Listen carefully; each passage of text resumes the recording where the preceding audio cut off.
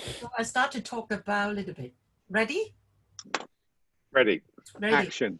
Okay, welcome to join the Further Study Talk. ABA invite our college, very international group, determined, having overseas study dialogue with our current graduate and alumni. This talk, Jasmine shared and Professor Nixon talking about the study in London. Especially we invite Eka, another teacher in overseas at this moment, to share his will as well, because he stayed in London quite a long time. Thank you. Thanks, Momo. That's great. And just we've got about an hour, and Jasmine's going to kick us off with a sort of half-hour presentation. So, Jasmine, thanks very much for agreeing to do this. And thank you for having me. And I guess, shall we just have questions at the very end? After your talk, and perhaps after Eckhard and myself have said a few things. And so should we save questions to the end, or do you want questions as we go along? What would be best? I can do either way. Yeah. Okay. I would like to have more interaction with you guys as well. Okay. So let's have some interaction with Jasmine at the end of her talk then. So if you go first, and then we can have some specific questions about what you've said, and then we'll take separate lot of questions for myself and Eckhard at the end. Okay, Jasmine, over to you. Thanks a lot. Okay, hello everyone. I'm Jasmine, and I'm also known as Tesai Pei. I'm an illustrator. I graduated from ABA in 2012, and right now I'm also a part-time lecturer in the BU. Today I'm gonna talk about my studying experience from UK. I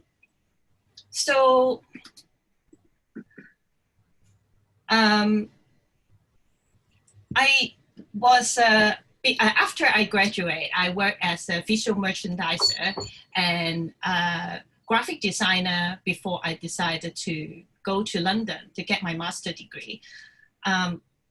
At that time, when I was working for some Italian fashion company, I got a lot of free time at work. So I started to do my own illustration. I opened a page on Facebook, and in my free time, I upload a lot of illustrations there. And I got really lucky. I got some attention, and many people liked it. So I got the chance to develop it as a career eventually. And at that moment, I actually was very comfortable because I got a stable income by doing illustration, and I also got a lot of job opportunity online. But at the same time, I feel so insecure because on the social network, it can make you and break you. You can be very famous in one night, but you also can just like this and disappear. So I always thinking, how am I gonna maintain and to sustain my career as a full-time illustrator? Because in Hong Kong, it's nearly impossible to be a full-time illustrator. So after working as a graphic designer for a few years, in 2015, I decided it's the right time to go to a next level of my life. So I went to the UK to study my master's degree. So why do I choose Campbell College of Art, and why London? Why that subject? The story was I applied through an agency in Hong Kong, so I don't have to go all the way to London to do the interview without knowing I got the offer or not. So I do it in Hong Kong. At first, I applied for the Chelsea College of Art because I like the area of Chelsea, so I think it's a good idea to study there. But the representative of the UAL, he interviewed me and he said, he gave me an advice that Campbell College of Art is a more suitable option for me because he looked through my portfolio and he know that I'm more like a illustration profession area, while Chelsea is more about fine art area, according to him. So he gave me a conditional offer to the Campbell with a certain score of IELTS, and then I took my IELTS and then I got in. So why England? Why London? I have always enjoyed the culture of the UK culture because I grew up with the Brit rock.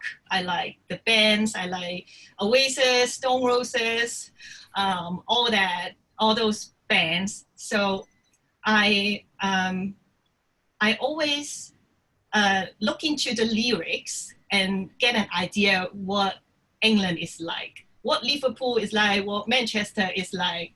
But I have been there for many years ago, but it was a very short time.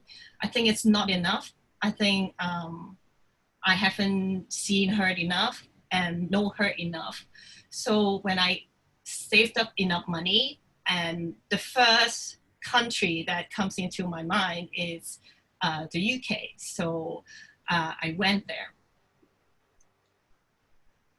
About the study culture there, the master course in the Campbell, it's all about discipline.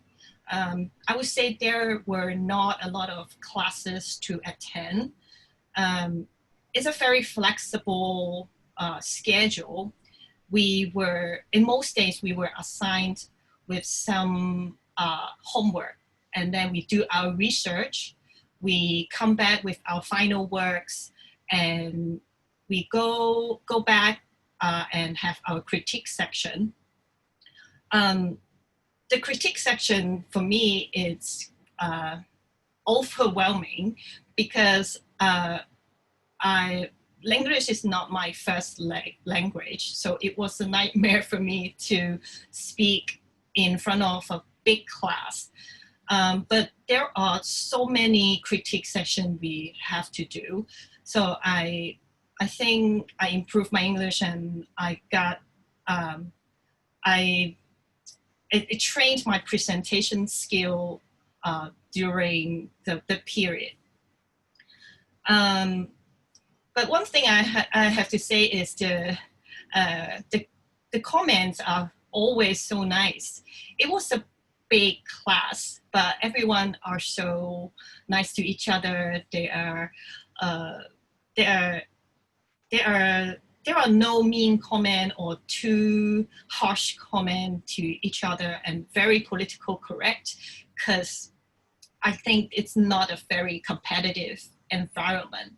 Everybody are just so focusing on their own work. And although I was expecting a more sometimes critical discussion or something that can stimulate my thinking, but overall it's a very nice and warm environment. So yeah, it was quite easy. The environment is very socializing, which I didn't get used to at the first place, because as an illustrator in Hong Kong, I was always alone. I work alone, I deal with clients, I don't even have to see them in person. So these kind of socializing make me so nervous and overwhelming, but this is like the thing that I have to overcome during the study.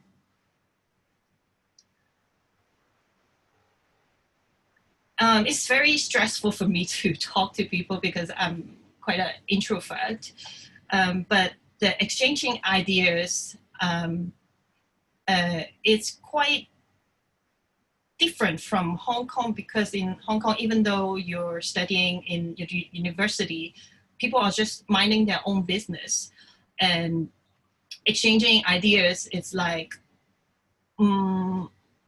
it's not a new thing for me, I would say, but we do this a lot in classes. So I think it's great because it's giving a lot of constructive thoughts and let me open up to the idea, to many ideas. And if I would like to talk about the resources from the school, because you're under the UAL system, you can go to any school under the UAL. You can go to the Central St. Martin's, you can go to the Chelsea College of Art to use the resources. And I think it's great because there are so many workshops, there are so many resources that you can access if you're willing to.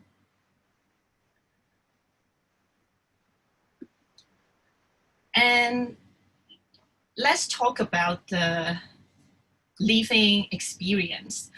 I guess being independent is the most precious living experience I had during the study, because I have been living with my parents my whole life.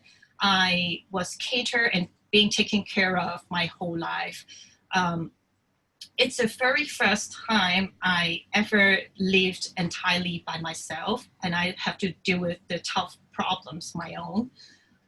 For example, moving houses. It's a nightmare for me because, you know, there were not a lot of elevator in the building that I lived in. So it's a nightmare, but you're on your own. So you had to sort things out.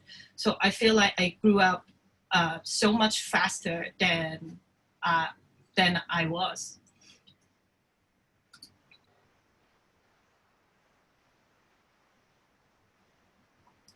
And another thing is that I become so sensitive again to the surrounding, because being an illustrator is very important for you to be sensitive to the things happens around you.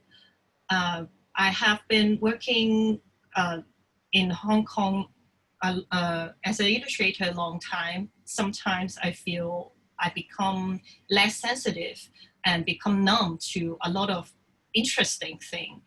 But when I was in a new place, a change of place, is also a change of a mindset. So I started to pay attention to things around me again, and I get more inspiration from the surroundings. And it's great to, this is the most important part that I gained from the experience, is that I learned how to use illustration as a language. Because my career started and grew on social media. It's a very tricky place because it's like living in kind of an echo chamber of my own opinion, because those who don't like you, they wouldn't follow you or on your page at the first place. So you don't have to try so hard to entertain them because they already like you. So as time goes by, I become lazy and didn't put a lot of effort in my illustration anymore.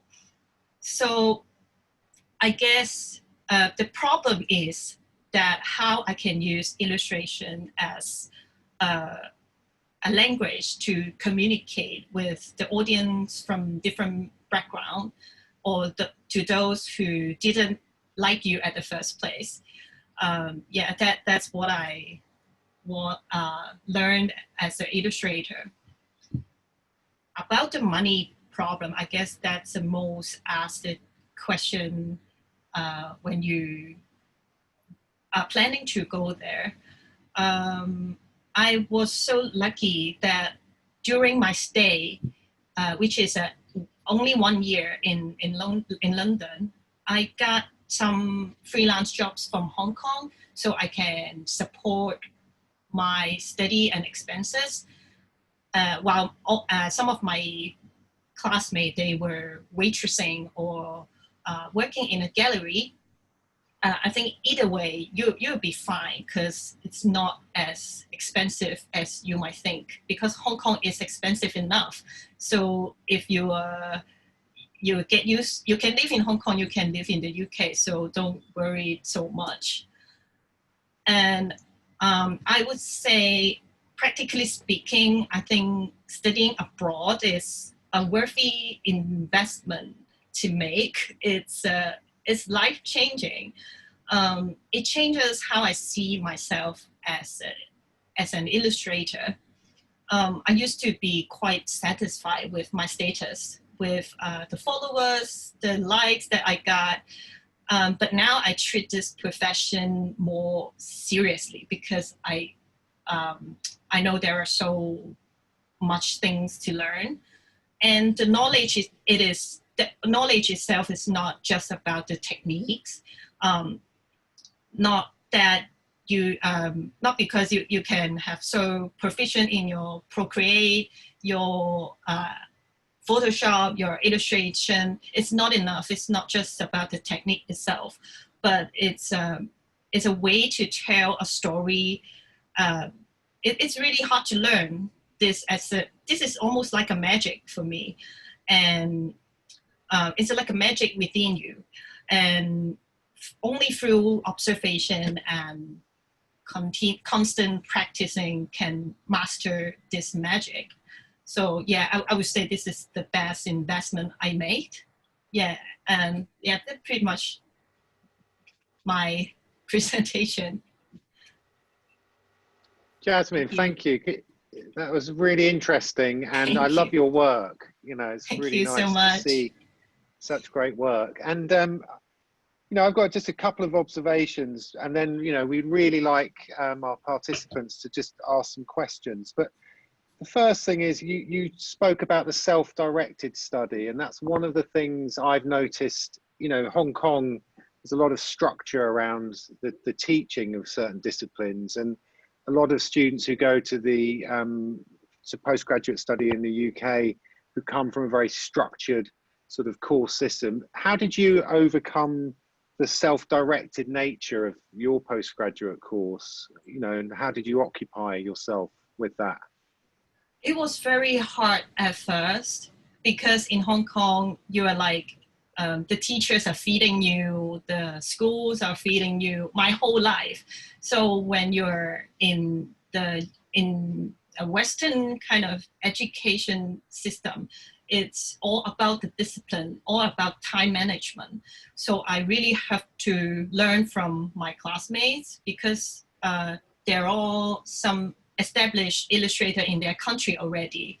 So through talking to them and looking at their work and how they do their profession, I learn something. I learn how to manage my time better and how to deal with clients. Yeah. So yeah, only by talking to them, I learned a lot already. And what about the connections and networks that you made? You know, you said it was the best investment you could have made to have gone on and studied. And do you still keep relations with other students from there and people that you met in London? Or yes, I did. Yes, I did. And I still try because, you know, now we have Instagram, and Instagram is like it make our distance closer. So I still looking at their portfolio every day because everyone are still so passionate about the illustration. So I still keep in contact with most of them. But I actually quite regret that I didn't do some part-time job over there, because my social circle is only within schools. Outside of school, I don't have friends or I don't know anyone. So if I can do it again, I would like to meet a lot of people, as many as I can. Yeah, yeah. Okay, thanks. We're going to open it up now. Who's going to be brave enough to ask Jasmine the first question, and in Cantonese or German or English? I also have a quick question, kind of following up. Can you hear me? Yeah. Yeah. Okay. Following up from Professor Nixon, sort of an evaluation from Jasmine about sort of physically living in the UK and what it sort of means. I always tell my students that output needs input, and that input is the context of how you live. Would you say that the school was the main source of input, or how does the environment kind of feed into the experience of being there and studying there? So how did it feel? Was it more important to actually learn within the school, or was the environment the sort of feeding, the nurturing ground that sort of informed your studies there? Is it a question for me? Yes, that's a question for you. Oh, yeah. sorry. I thought you were talking to Nixon. No. Sorry. No. Would you mind repeating the question? Sorry.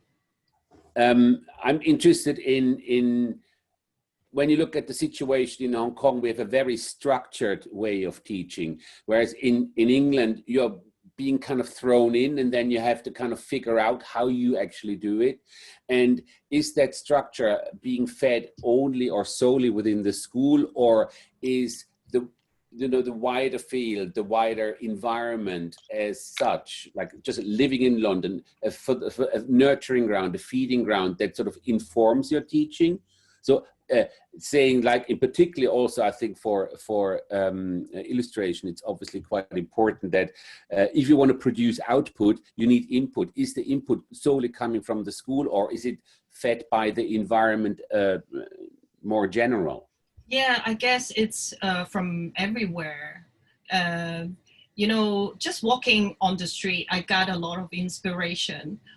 You know, I observe the British, they do the preservation. Is that the word? Preservation for the historic building? Conservation. Sorry, the conservation is really good. They keep all the history, all the buildings, because that's a learning too, by just looking at the history behind it. So I feel the culture everywhere, and there are a lot of happenings in London. One of the reasons why I chose London is because there are so many happenings there. I only go for such a short period of time. It's just 1 year. So I really want to experience it as much as I can. And London is the place, because it's almost like every day you got something happening in the central. There are so many openings, so many galleries, and yeah, so many things happen there. So I guess overall, it gives me a lot of input. It's good. Well, I mean, we're going to talk a little bit more about London and some MA courses when we come to mine and sort of Eckhard's section. Should we just ask again, anyone out there in the audience who'd like to ask Jasmine a very specific question, either just speak now or type it into the chat? Yes, hello. Great. Hi. Hi, I'm Hannah. Hi. Can you hear me? Yeah. I have one question. While you are in the UK, have you encountered any opportunities, or have you had any experience that actually help your career development? A specific thing. I guess in general, I realize how how little do I know about the world, and how little do I realize my weakness in general, because in my class, it's a very big class. It's like 100 people class. So before I go, I thought I was quite arrogant. I thought I was good. But then when I get there, I become humble because I can see a lot of weakness in me. I think in general, I wasn't good enough. So all this, the studying environment actually make me wanna put more effort into my career. Okay, thank you. Thank you. Good question. And I guess also, Jasmine, I mean, you are teaching with us now, and I think that idea of the importance of a postgraduate qualification, you know, not just it's the educational experience you get, but it does enable you, you know, to work part-time or full-time in another institution. So I think, you know, not just the professional work world, but also the educational part of that's very important. Is. Yeah, and I think it's it is a course of you can either choose 2 years or 1 year, and the tuition fee is the same. And I choose 1 year, but I kind of regret it because it's not enough. It's always not enough. So if I ever have to choose again, I would choose a longer time. Okay, any more questions while we've got Jasmine in front of us? Okay, so Wendy, are you good enough now? Good question. No, I'm not good enough. I guess if the moment you think you're good enough, you stop getting, you stop working hard. So I guess even if you are good enough now, don't feel that way. That's the only way you can be better. Absolutely, it's a lifelong struggle to be good enough in art. It is. Okay, any other questions like that? That was a good one. Yeah. All right, well, look, maybe more are going to come up in the next sort of 15 minutes or so, and then we can save some at the end. We do, you know, want to encourage you to sort of ask questions. Any of you who are thinking of studying in the UK, you know, Jasmine obviously has a lot of experience, but Eckhard and myself do as well. So please feel free to email us after this, but also just chip in with some questions. I'm going to now sort of, if it's okay, move on to a presentation that I've sort of prepared. There's no exciting images, I'm afraid. So I apologize for that straight away. And I just thought it might be useful because Eckhard and myself both studied in London and, you know, have a lot of experience in the UK. And for myself, I've seen this from both sides. As someone who studied there, I studied painting at Chelsea School of Art and sculpture at the Slade. But then someone who worked in higher education for 25 years in London, and obviously worked with a lot of international students, and actually saw a lot of the difficulties that Jasmine talked about, you know, that lack of structure to a lot of the courses.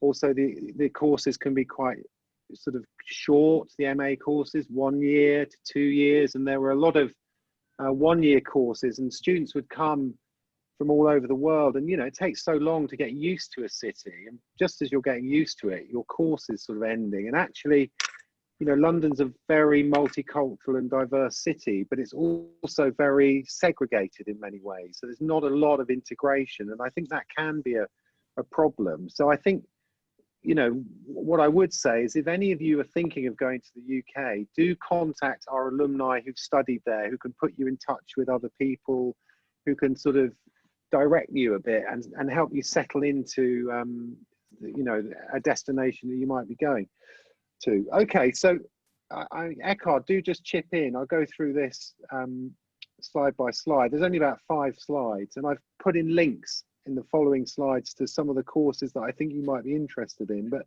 I guess the first thing is, you know, London has 16 art and design schools offering a very wide range of courses, and it's very, you know, as a city of the size of Hong Kong, I guess, in population, it's got 16 of and some of the world's best art and design schools offering a really, really wide range of courses in the creative and cultural industries. So it's not just painting, sculpture, intermedia, it's fashion, it's textiles, it's graphic design, illustration, jewellery. You can go to London and basically study anything you want. So I think that's the important thing to say. My focus is a little bit maybe on fine art because that's my own experience.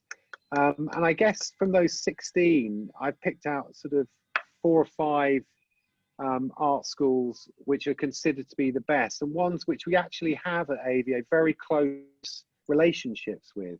So the Slade, which is the Slade School of Fine Art at UCL, you know, we do an artist in residency program with them. We have visiting professors coming to us, and actually one of our recent graduates, one of Eckard's students, Antonia, has just been offered a postgraduate place there. So AVA has a good relationship with the Slade. So if any of you are thinking about the Slade as a destination, do talk to Eckard and myself. And actually, Momo, you were there, weren't you? You did a residency. And the University of the Arts, which is UAL, has many art schools, and Jasmine studied in one of the schools within that large college. And I guess the thing to say about UAL is UAL is, I guess, you know, ranked #1 in the world in the QS rankings for art and design. And the reason for that is about 10 years ago, it hoovered up and amalgamated all the independent colleges into one big institution. So as Jasmine said, being a member of that institution gives you access to many different colleges and schools and so on. And now with University of the Arts London, we actually do a exchange program with them, and we have exchange program with their MA in Fine Art at Chelsea. And we're sending 4 students a year there and receiving 4 students back. In fact, London School of Communication have also contacted me about a residency program. So UAL is any of you interested in UAL, do talk to us because we've got real live things going there, and we're also running summer schools and projects. And you know, they're a partner institution. So the Slade is a sort of, you know, long-term partner. UAL is a partner. So come to us first because we can really help you and guide you from this end about what to do and where to go and how to apply. Now, the Royal College of Art, we've got less of a sort of direct link with because the Royal College of Art is solely postgraduate.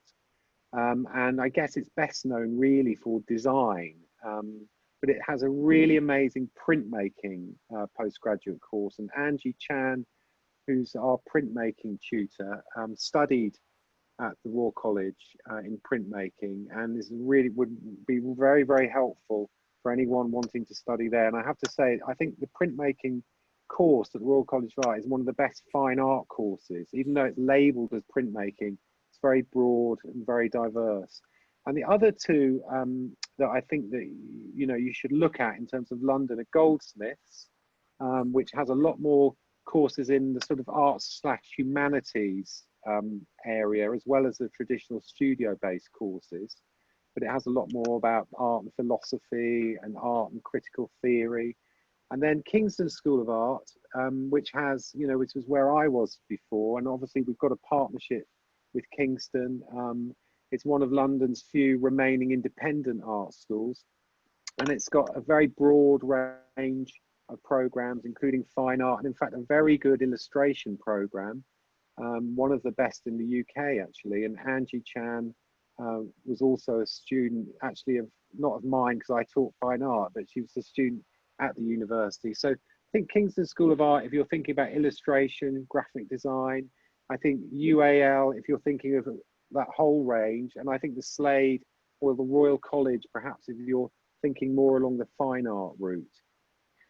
And then I'm going to go on to the next slide. Ooh, I put in here links, and I guess Lillian can share these with everybody, and I hope they work, because if I just click on them, you can go directly to the MA. Oh, I think it's, yeah, I have to, hold on. Yeah, you can you see my screen there? Oh, can you see the, hold on, stop. Yeah, this one. Yeah, so go right in to the program. You can find out all the specific details. So I put that together. Again, it's, you know, Slade, UAL, Royal College of Art, Kingston Goldsmiths. Let's just go back to this again. So do have a look at those separate pages. The other thing I thought would be useful, oh, can you see this page? It says MA programs outside London. So obviously London is the centre, and I'll come on to many of the sort of strengths of London, but also there's some very, very good programs outside of London. And I've listed a few of these: Newcastle, Leeds, Manchester, Ruskin School of Art, Reading, Brighton and Falmouth. So do click on those links, and some of them, although they may not be sort of like world famous in the sense that maybe the Royal College or UAL are, they're very famous for very specific programs. So I think Falmouth has a very good illustration course. Leeds has very good Falmouth sculpture. Yeah. So have a look at these, and different. If you don't like the big city, Falmouth is a beautiful seaside town. Perhaps sorry, Louis, to barge in, but perhaps I could just also add, I do not forget Scotland. Scotland, Glasgow School of Art is very good for fine art. Obviously, a lot of the many Turner Prize winners have been studying at Glasgow School of Art. So Scotland, I myself studied at Edinburgh College of Art, also beautiful campus, great people there. So you can also extend this list up to Scotland. For Glasgow School of Art as well as Edinburgh College of Art. It's true. I mean, yeah. I mean, obviously, I'm focusing on England, but Scotland is very close. It's part of the UK still. It is, yeah. But Momo asked me to do England. But anyway, Ireland also has some very good MA programs, and Tom O'D could probably talk to any of you who are interested in Ireland. I mean, Eckhard's right. Scotland and Ireland have very good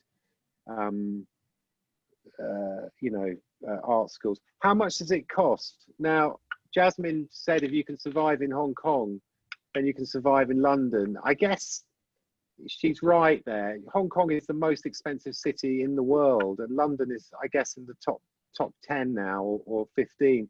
This has actually got a link. If I won't click on it now because it'll take me back out of the PowerPoint, but there's links to a website which gives you all the cost of living expenses. In fact, I'll try and go onto it. Let me just see what happens if I do. And when are you looking at, what are you looking at there? It's hard for me to see what your screen is. I'm going to stop sharing that. You can see the sentence, yeah. Okay, so I've stopped sharing that. I'll go back in and then share this. So yeah, this is about studying in the UK, and it gives you the cost of living, all the information that you need about fees, the information about scholarships, and some things that Eckhard and I will talk about in a minute, which is like what's going to happen in the UK next. But so I think the links in here will hopefully be useful, and Lillian can send this out, and it is actually a 2018 study, but I think the information's pretty much the same as it would be now. Okay, I'm going to try and get back into. Can you see how much does it cost again on the screen? Yes. Yeah. Okay. So that's about the costs. Now, what I've tried to do is like a for and against studying in London. And I guess, you know, summing up some of the things that we've already heard about, you know, it's very multicultural and it's diverse. It's amazing if you want to find out about other people and other sort of cultural references. And also there's music, there's art, there's theatre, you know, there's all the kind of things that you'd expect in the cultural sector. And it's got a world-leading museum and gallery sector and cultural industry sector. So I think, you know, as a city where, if you're a creative person, there are very few cities that can offer as much as London can. And it's got, alongside that, you know, many resources, special collections and archives, and you can really dig deep into the subject matter that you're looking at. And that's, as well, I mean, the art schools in the UK were built up, you know, in the sort of middle of the the 1860s, really. And so they're very long established, and they attract some of the best sort of students and staff, and they've got some of the best facilities. So I would really say that they're very well kitted out, and they've got many specialist courses. And I guess we've talked about illustration and the different ways in which the creative subjects can break down into niches, but they've also got conservation. They've got many courses in the digital humanities, which I think is a growing field. And there are many good sort of international networks.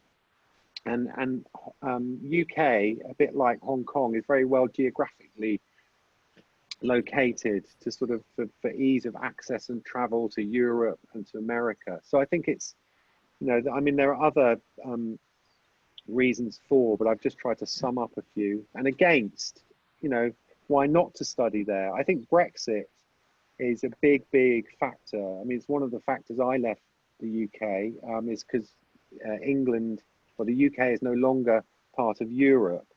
And, you know, there's big sort of social, political and economic impacts from that, which we don't know yet. But that's on top of the situation with the virus. London is cheap for food. It's many of the museums are free and the galleries are free, but the cost of tuition fees are high, and housing and transport is high. Now I know that housing in Hong Kong is really high, but transport in Hong Kong is very cheap, whereas in the UK it can be very expensive to get around. Crime, and I put that in because I know a lot of my international students in the past have been very worried about you know, the levels of crime, particularly in the cities like London. And I think that is something to be wary of. If you come from a sort of society where there isn't much crime, it can be quite, you know, shocking sometimes to sort of see that. So just be prepared, take the precautions that you might need to take, talk to someone who's lived there. You know, I don't know what Jasmine's experience has been, but I mean, I've been a witness to two murders, a stabbing. You know, so it is like really there and around you. So I think that's important to just acknowledge that there are safer places to go. Shortage of space. So there's been a massive expansion in the higher education sector of international students coming over the years, and that has led to smaller studio sizes and bigger classes. Jasmine talked about her class being 100 students. You know, 10, 15 years ago, that might have been 30 or 40. I guess that expansion will slow down. The MOI, so the means of instruction is in English, as it is here at AVA. But Cantonese is not widely spoken in London, so I guess that's just something to acknowledge. But there must be a network of Hong Kong, you know, for Hong Kongers in London that you could tap into. I guess the final thing against is the uncertain future for higher education in the UK, but that exists to some degree all over the world. But you know, we're not sure how the global situation is going to affect the funding for the universities. You know, many courses might close. I know for a fact that all courses next year will start online, and there'll be mixed mode teaching. And just a couple of other things at the end. You know, it's very self-directed, the study. You know, I think there are really positive things about that, and there are challenges about that. You know, the MOI is English, so if you've got a question in Cantonese, you'll need a translating app on your phone. The programs are 1 to 2 years. You know, with that, you're weighing up cost over duration. You know, I think that's worth a discussion with any of us here at AVA about, you know, how that might work out, balance. You know, we'll also, if any of you are thinking of applying, you know, we'll happily write to our contacts and write you references and do what we can. And the other thing is, as I've said already, it's very well connected for travel to Europe and America, and obviously they are two, you know, very important other locations for Western art. So I'm going to stop there. There's a lot of information. All the details of that are embedded in the presentation. So I'll get Lillian to sort of send that out to anyone who's interested. So just contact Lillian if you want all those links in the PowerPoint. They go straight to the MA pages. Eckhard, anything you want to add before we just open it up for more questions? No? Maybe Eckhard's gone. Yeah. All right.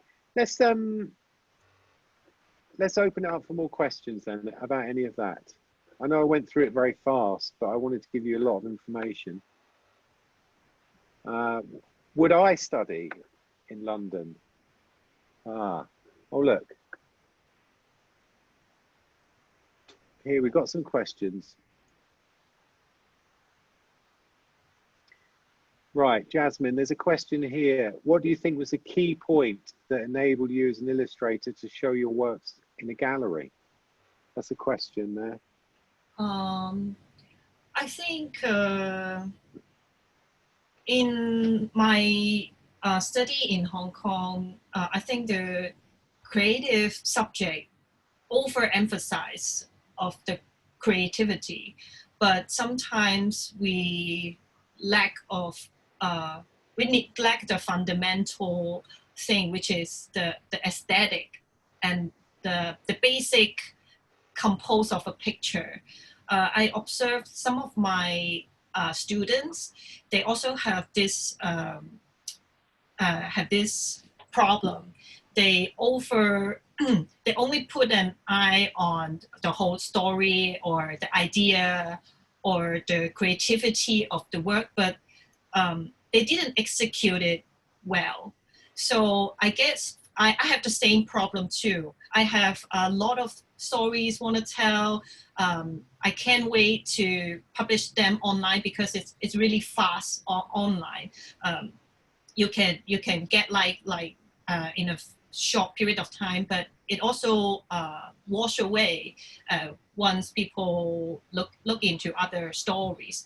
So I think I started to pay attention to the fundamental of the illustrations, which is the composition, lighting and shadow, all these things. Sometimes we kind of neglect.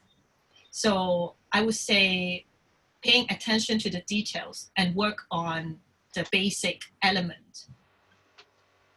Do you have, you know, a lot of commercial interest in your work, you know, in them as artworks? You know, I mean, I know that sometimes illustration is more for publishing or can be seen as that, but how, you know, what's this difference between, I guess, work in a book and a gallery, and how does that work for you in terms of a professional career as an illustrator? I guess I have two separate mindset of doing publishing and also a more fine art work, which can put on in gallery. For most part, I would say I use a more commercial mindset on my illustration. I work with brands, so there are a lot of compromise that I need to make, and I have to, but also keeping a balance of my own style. And for publishing books and online is again a different thing, because I would be more aware of what I was posting when I do it online, because I don't want to I don't want to get the hate. I'm quite aware of what I said. But when you do it offline, like publishing a book or doing other thing outside of online, I would be quite at ease, because you won't get the instant comment that fast. So yeah, it's a different mindset. Okay, thanks for that. There's another question about, you know, motivation to study. I mean, maybe I could just say a couple of things about that. You know, I remember when I set up an MA at Kingston for, you know, students, sometimes, and you know, that was a time when fees were coming into the education sector, and people say, I can't afford that. You know, why should I pay money to go and study? And I, of course, you know, I think education should be free, and I had a completely free education at that point in the UK. But I guess for anyone interested in continuing in a career as an artist or an illustrator, the cost of an MA, even though it can seem a lot at the beginning, can be cheaper than renting a studio, you know, or buying the equipment that you need to produce prints, or, you know. So I think you have to look at it in terms of it. An MA will enable you to, you know, it'll give you space to produce work. It'll give you the facilities to produce work. It'll also give you people to talk to, and, you know, not just professional people who've got links in the industry, but other students who you probably develop long-term relationships with, you know, professionally. And the other thing, I guess, is that not only does it give you access to all that and sustain your practice, it does give you the qualification. And as if you want to get into a job, either in education or in the creative and cultural industries, a postgraduate qualification is I guess, essential now. That would be the other thing I would say about it. And then the third thing is that when you do an MA, and I don't know if you found this, Jasmine, but I did when I did mine, because a BA undergraduate program, you might have 120 people, some of whom are committed, you know, and want to go on, and they want to do this at any cost. And then you have a lot of people who's sort of not sure. But when you get onto an MA, you know, what you really find there is that everybody has a commitment, and that's quite inspiring to see yourself around people who are 150% committed, who are very sort of driven and competitive, and I think that really can sort of push you on. So I guess those are the three reasons why I was motivated. You know, access to facilities, equipment and people, you know, the distillation of sort of, I guess, a group of people around you that spurred you on and inspired you. And the other thing I've forgotten. But what about you, Jasmine? What motivated you? I would say it's quite the opposite of my studying environment as yours, because everybody in my class are kind of having their honeymoon. They just come here for like a break or something. So, and like I said, it's not a very competitive environment. So I guess I kind of like it, because everybody are so chill, and when you're chill, you make some good work. That's what I saw from their work. Everybody really enjoy life and really living seriously. So it is quite different from your study experience.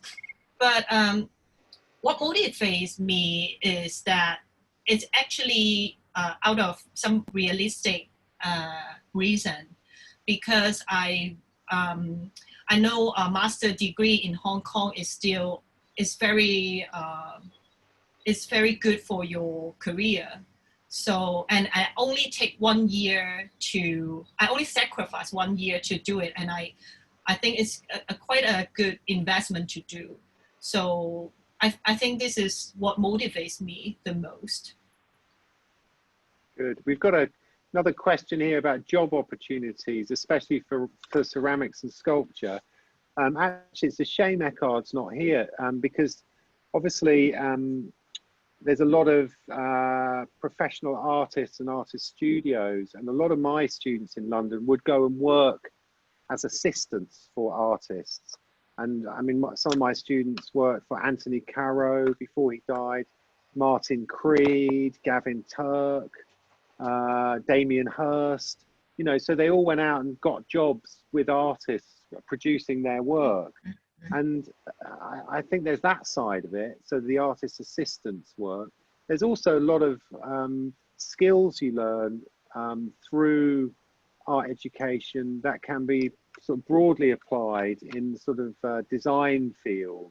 So a lot of my students went on and got jobs as interior designers.